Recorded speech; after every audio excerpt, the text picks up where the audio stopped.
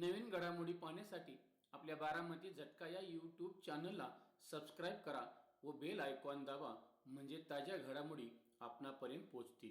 माळशिरस विधानसभा 254 अनुसूचित जाती राखीव मतदारसंघाचे महायुतीचे भाजपचे अधिकृत उमेदवार, भारतीय जनता युवा मोर्चाचे राष्ट्रीय उपाध्यक्ष व माळशिरस विधानसभेचे लोकप्रिय दमदार आमदार राम सातपुते यांच्या प्रचारार्थ आज शनिवार दिनांक 16 नोव्हेंबर 2024 रोजी अकलूज येथे देशाचे केंद्रीय रस्ते वाहतूक मंत्री नामदार नितीनजी गडकरी यांची जाहीर सभा संपन्न झाली. यावेळी लोकप्रिय दमदार आमदार राम सातपुते यांच्यावर प्रेम करणाऱ्या अनेक कार्यकर्त्यांसह हजारोंच्या संख्येने जनसमुदाय उपस्थित होता. सदर कार्यक्रमाचे सूत्रसंचालन भाजपचे माळशिरस तालुका संयोजन प्रमुख तथा भाजपा किसान मोर्चाचे जिल्हाध्यक्ष बाळासाहेब सरगर यांनी केले. यावेळी महायुतीचे भाजपचे अधिकृत उमेदवार आमदार राम सातपुते बोलताना म्हणाले, आज आपल्या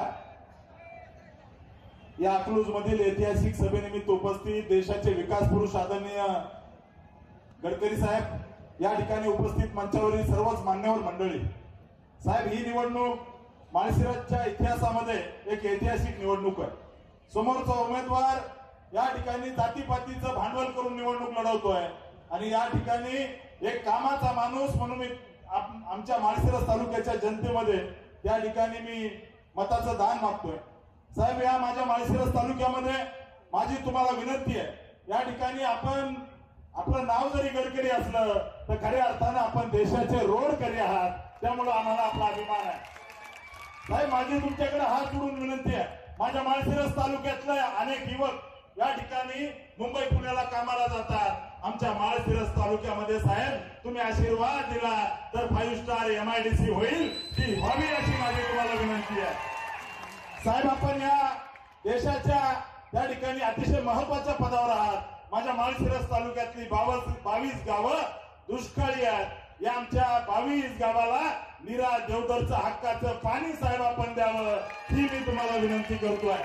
साहेब, राज्य सरकारने मी मागणी केली, आमच्या तालुक्यातल्या त्या ठिकाणी कोलेकर नावाच्या शेतकऱ्याचं आणि जाधव नावाच्या शेतकऱ्याचा त्या ठिकाणी डाळिंबाची बाग जळली, त्या ठिकाणी दुष्काळामुळे द्राक्ष जळली. त्यामुळे मी सरकारकडे मागणी केली, 183 कोटी रुपये दुष्काळ निधी आपल्या सरकारने दिला, त्याबद्दल मी सरकारला त्या ठिकाणी धन्यवाद देतो.